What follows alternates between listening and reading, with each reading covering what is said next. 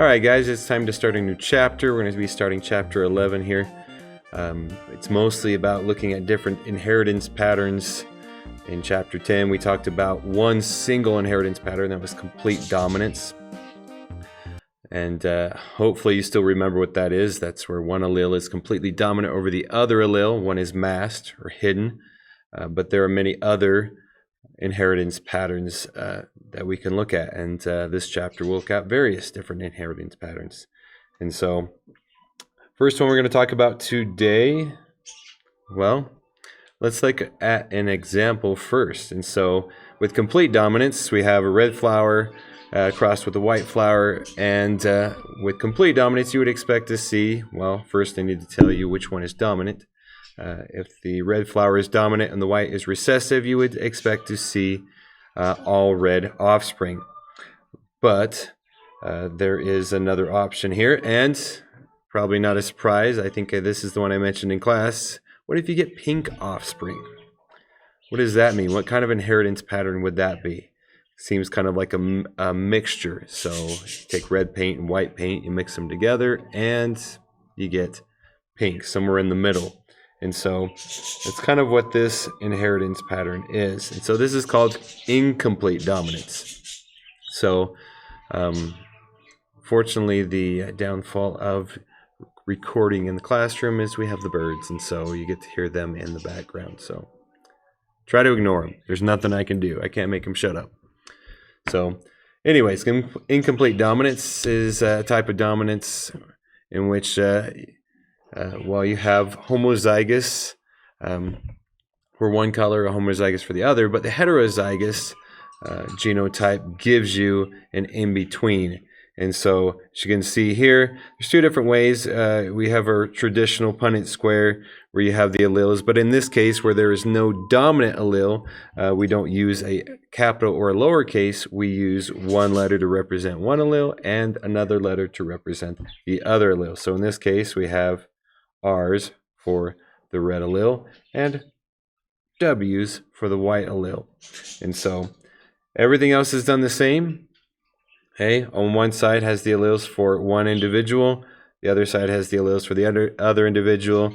You cross them, and where they intersect in the Punnett square is the or where the possible zygotes are displayed. And so in this case, all the offspring are going to be RW, which gives you that in-between phenotype. And so this is the same thing on this side here. So on this side shows the same thing, you just get to see the flowers with them. And so red flower, or a true breeding red flower with the crosses with the true breeding white flower, and you get all pink offspring. And so just a variation on what we've already done, and so it's not going to be difficult to learn to do this Punnett square, but here's another way of showing it. And so I want you to be aware of both here.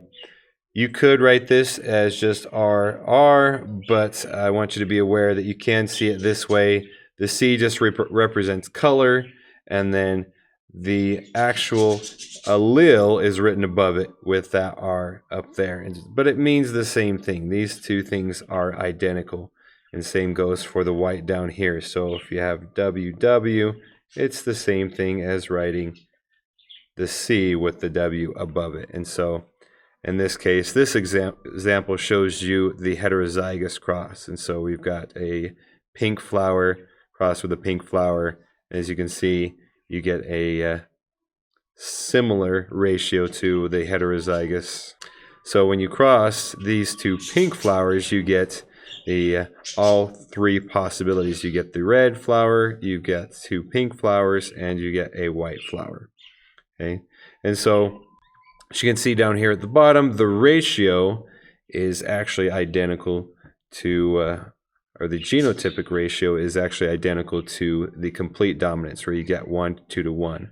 But in this case, with the phenotypic ratio, it will be identical because now we don't have two possible phenotypes, we have three. In this case, we have red, we have pink, or we have white. And so instead of having two numbers, you will have 3 numbers for the phenotypic ratio as well.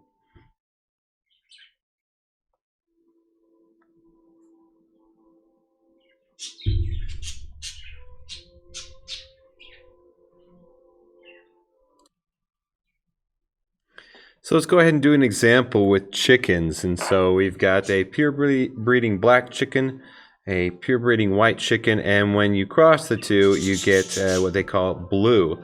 And so let's go ahead and do a cross between, let's say, a pure breeding white chicken and a blue chicken.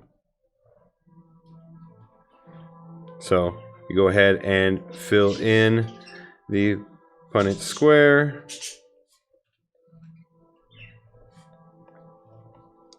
Like so, just like we've done before. And now it comes down to writing the ratio. Remember, when we don't, we're not done until we, actually do the ratio. And so the ratio is going to follow this pattern here, at least for these ones here. We're going to be looking for how many are homozygous for black, how many are heterozygous, and how many are homozygous white. And so go ahead and, of course, a homozygous black, we have 0. Or sorry, homozygous big B, big B. The blue, we have 2, and then for white, we also have 2. And so just like the dihybrid cross, now if this was the genotypic ratio, the phenotypic ratio would be exactly the same. So 0 black, 2 blue, and 2 white. And that's it for incomplete dominance. And so it's just a different variation on what we've already seen. And so I have a little bit of practice for you. So that you can see the outcomes. There's only a certain number. There's a limited number of outcomes, and so you can see all of them. But it's kind of cool to see the variations and these different inheritance patterns.